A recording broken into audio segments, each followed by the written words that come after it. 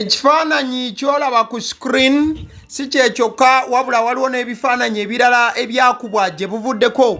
Bino nga byali wakati w'omukulembeze w'ekibiina ki The National Unity Platform omukulu Robert Kyagulanyi Ssentamu His Excellency Bobi Wine wamu n'omukulu amanyiddwa nga Moses Kibalama.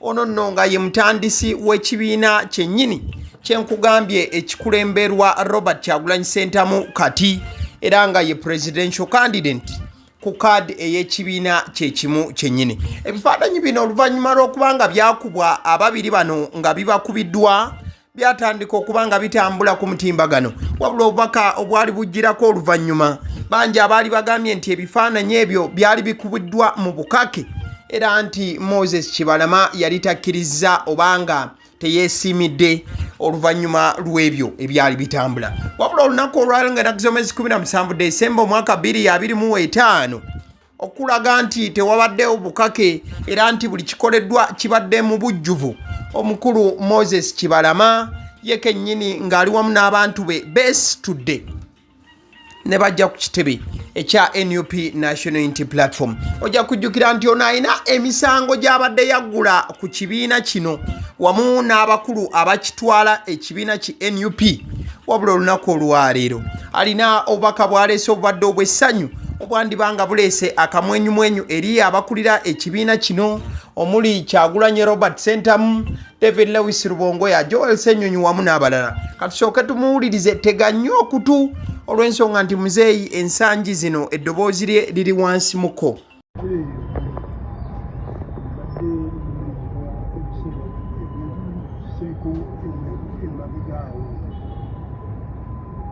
naye ekintu ekyolweero ddoboozi lyange kuba Uganda banywanyi baffe betubadde tukolera nabo ebintu ebyenjawulo. Nsanyuse nnyo kodda wano ate neetegeezebwa nti ensonga zonna ebezibadde wakati waffe abakulembeze abalala nga tubadde tutambuza emirimu ebyakwanazo zonna ziweddewo.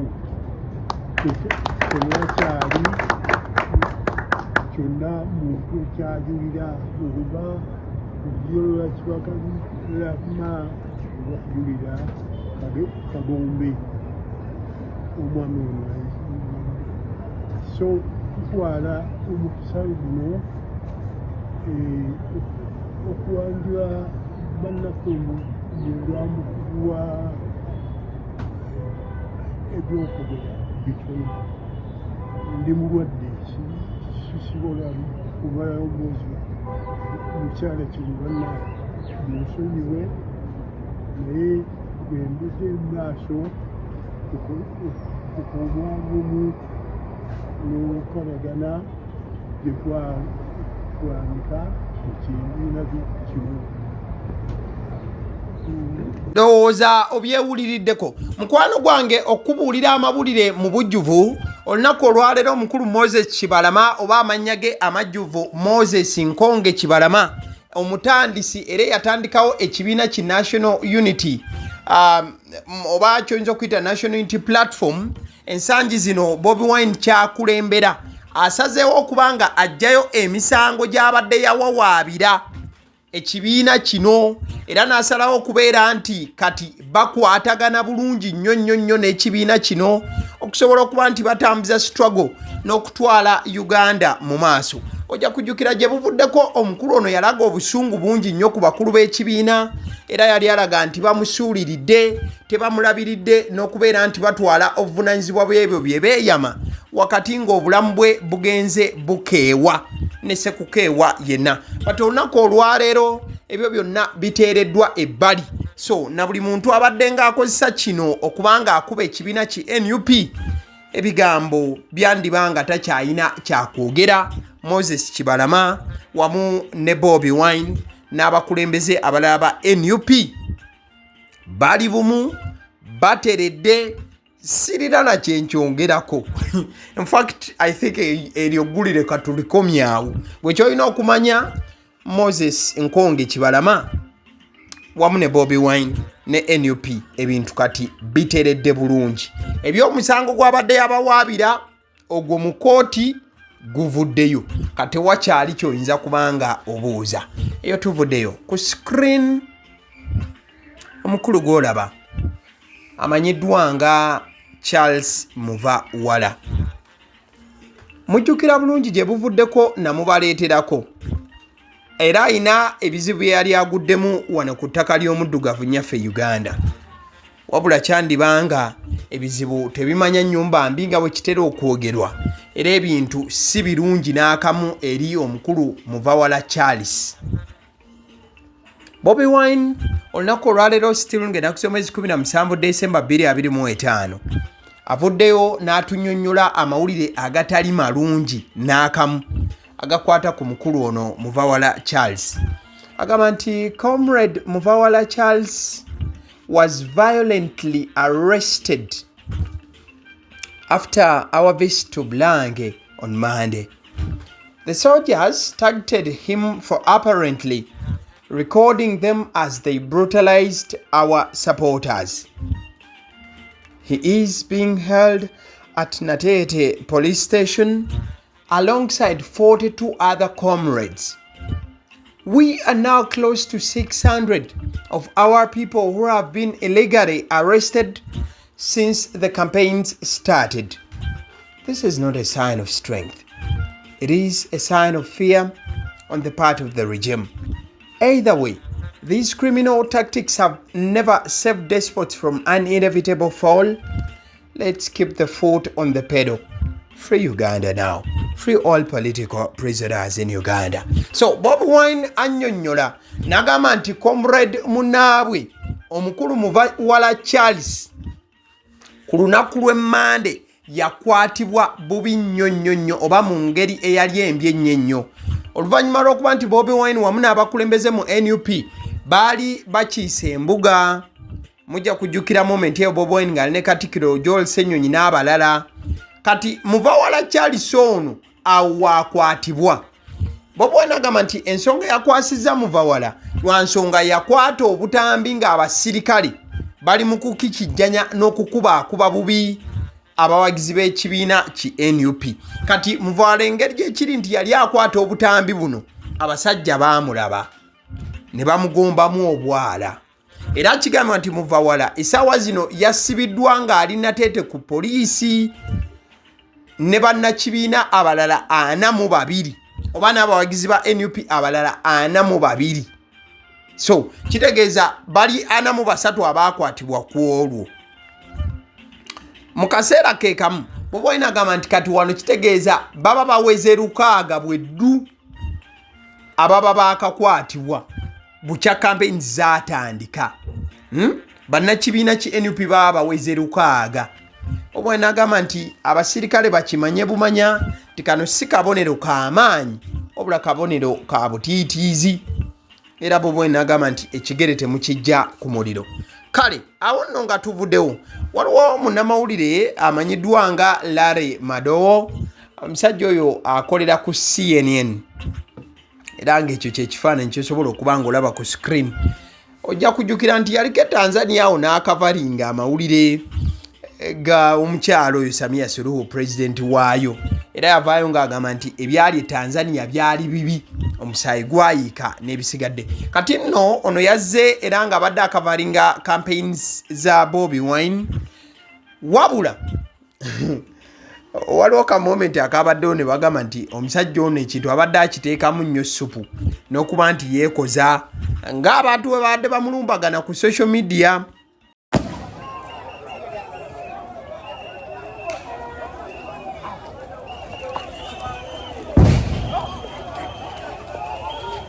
Oye guy amanyiddwa nga Madowo. Musajja si wa wano. Musajja akavalinga amawulire all over. Naddala East Africa wano. Musajja akavalingira omukutu ogwa CNN oba omukutu ogw'ensi yonna. In fact yakoze interview ne His Excellency Bobi Wine kweri ku mukutu gwogwo, but interview yadduse nnyo.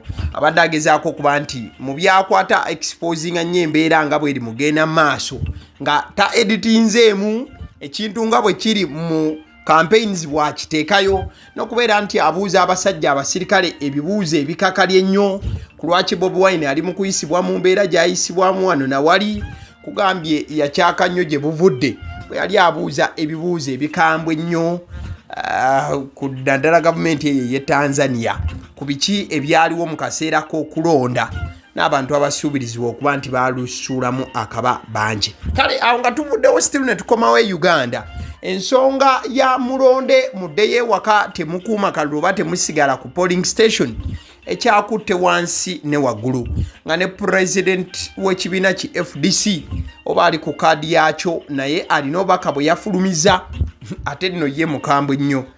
There is no law which allows somebody to be chased from a polling station. In fact, there is a law which says after voting, you stay 20 meters from a polling station. People should stay there. And I want to tell the people of Uganda, remove fear from yourself. Remove fear. Every polling station has between 600 to 1,000 people. The people who are policemen or whatever are only two. Even if they came a pickup, you can really resist it. Bigambo bya mukulu Nandala Mafabi Nathan ngagamba nti abasajja embeera gye bali mu bateekako tibomala okulonda ddeeka ye Nandala Mafabi okusinziira ku ye agamba abasajja tebasobola kuba nti no babateekateekako awo mbeera biki olw'ensonga nti bo babeera batono ate mmwe mubeera bangi ate ng'etteeka libakkiriza okusigalawo kasitaziba nti oyimiridde mu mitaazi nga 20. So yagamba nti etteeka liba lirambika tewaliwo nsonga ebeera ekuzaka. Though CDF w'eggwanga Jero Moses Kainerugaba yagambye nti bw'omala okulonda de waka, so yembeera ekyagenda maaso. Kale bwe tubanga tuze ku side ya NRM. Thank you for being a religious leader. Your Excellency, tukwebaza nnyo okubeera munaddiini. Because you said no to homosexuality. Olw'ensonga wagamba nti nedda. Because you want to protect the values and the traditions of this country. Kubanga wayagala okukuuma obuwangwa bwaffe. Because you want to promote the next generation. Kubanga wayagala okukuuma abo abali baawo. Now we have leaders, we have presidential candidates who want to destroy our next generation. Tuyina yabo abaagala okwonoona ebyasibiriddako. And they are telling the youth after voting you must go to the street. To do what? Nga bategeeza ne bakunga abavubuka tebamaliriza okulonda bagende ku nguudo. Youth do not allow to be deceived. Abavubuka temukkiriza okulimbibwa. Because their children are not there and their children are not going to the street. Kubanga ababaguyaguya ababawaga abaana baabwe tebaliyo era tebagenda ku nguudo. May the good Lord bless you. Ero nga amaze okwogera ku nsonga y'ebisinanka ng'alaga nti President Museveni at least yakola ky'amaanyi nnyo nnyini ddala okulaba nti nno birwanyisibwa. Ayogera ku ba presidential candidates abalala bagamba nti bano tebalina mwoyo gwa ggwanga olw'ensonga bali mu kugamba abavubuka nti okulonda bwe kuggwa bagende ku nguudo. Speaker agamba nti no. Nedda. You are always thinking of how to develop the youth. Nkwebaza nnyo olw'okubeera nga olowooza nnyo ku bavubuka buli kaseera ng'era obalowooleza engeri gy'ogenda Unlike other presidential candidates. Nga gwe tokolanga bali abalala abaagala. Who want to use Uganda for personal gains. Nga gwe tolinga bali abalala abeesimbyewo ku ntebe y'obwa president abeenoonyeza ebyabwe. You cannot be a Ugandan and you speak bad about Uganda to the outside world. Tosobola kuba munnayuganda ate n'ogyogerera bubi ensi ya Uganda ebweru eggwanga. You cannot want to be a president of Uganda and you're telling people's children that if we do not, that we must go and demonstrate in the street. Are you a parent? Tosobola kuba munnayuganda ng'ate oli mu kuguyaguya abaana b'abalala nti bo bagende ku nguudo beekalakaasi. Ambo bya Speaker Anita Anet Among bwe yabadde wali mu maaso ga President Yoweri Kaguta Museveni mukadde ak'okubanga batakabana okunoonya obululu. Kale olunaku olwaleero nakuze mwezi 17 Desemba 2025 oyinza okwagala okumanya wa presidential candidate wo wali olunaku olwaleero oba wali mu kubeera nga anoonyeza akalulu. Omukulu amanyiddwa nga Frank Buliira Kabinga ono wa RPPP People's is it RPPP Revolutionary People's Party, yes, ali kibogo olunaku olwaleero. Ate omukulu amanyiddwa nga Joseph Mabirizi Elton oyo olunaku olwaleero ali Rubanda wamu n'ekisolo. Omukulu Nandala Mafaabi gwenkulazeeko wali olunaku olwaleero ali Sembabule, then ne Bukoma Nsimbi eyo ajja kubeera nga nabo abatuukako. Omukulu Geno Gregory Mugisha Muntu olunaku olwaleero 17 Desemba ali mu bitundu bya Rukungiri wamu ne Kanungu. Then omukulu amanyiddwa nga His Excellency Bobi Wine kulwa NUP oba muyite Robert Kyagulanyi Ssentamu ali Kapera Byong Amria then ne Katakwi. Mubaraka Munyagwa olunaku olwaleero talina waagenda kubeera, yasazeewo kuba nti yeewummuzaamu. Robert Kasibante oyo wa NPPP National Peasants Party agenda kubeera nga ali mu bitundu by'e Kagadi wamu n'Ekikuube. Then President Yoweri Kaguta Museveni the incumbent kulwa the National Resistance Movement oba giyite NRM olunaku olwaleero campaigns ziri mu kutojjera wali Emitiiyana era n'abantu b'e Kasanda agenda kuba nga abatuukako mu nkula ey'okuba nti asensera Buganda nateera. Ale nzikiriza nkutegeeze ku bannaffe aba Honeybites bagamba nti bo omulimu gwe bakola gwa kukolera byakulya eby'abaana abadda ku masomero. Bwe tugamba abaana abadda ku masomero saabo bokka abadda ku masomero wabula n'ababeera ewaka balina package ey'ebyokulya eby'abaana mu line efaananako bwetyo. Gwe bakubire bukubizi obagambe njagala package y'ebyokulya by'abaana abali ku masomero oba abaana abalya ebyokulya. Balina ebyokulya yogera ku daddies, yogera ku binyeebwa, amawogola, yogera ku bagiya, yogera ku cupcakes, yogera ku donuts. Osobola okubafuna ku 0709 787508 ate era mukadde ke kamu bw'oba oyagala ku pizza size yonna era namba y'emu. Ate era mukadde ke kamu bakola ne cake eza buli mukolo, babayita aba Honeybites. Njagala n'okutegeeza ku bannaffe aba Alson Painters UG bano basiizi ba langi era nga balina obukugu mu kusiiga langi era bamanyi ne langi ki egenda ku kizimbe kyo era mu ruumu ki. Tebasobola kuddira langi yandigenze mu kisenge ate ne bagisiiga mu ddiiro ey'omu dining ne bagisiiga mu kinaabiro, nedda. Alson Painters UG omulimu gw'okusiiga langi bagukugukira ddala. Basiiga ebizimbe okuviira ddala ku ruumu emu paka ku makalina n'amakalina. Gwe bakubire bukubizo bagambe nti Alson Painters UG namaliriza okuzimba ekizimbe kyange. In fact ne bw'oba olina ekizimbe nga kikadde nga olaba langi yaakyo efaanana si bulungi, Alson Painters UG bazze kugonjoola nsonga eno. Bakubire ku 0705 1936 be bannaffe aba Alson Painters UG. Aba Sedi Omusunsuzi ly'erinnya eryange yenze aba Sedi Omusunsuzi. Yenze atuula emabega w'omuzindaalo buli lunaku era ly'eddoboozi ly'owuliriza ku mukutu guno aba Sedi Omusunsuzi ly'eddoboozi eryo era ng'omukutu kw'oli gwe guno ogwagaliwo. Nagamba nti information yonna gy'olaba ku channel eno tetugattamu kintu kyonna ate tewali kye tutoolamu.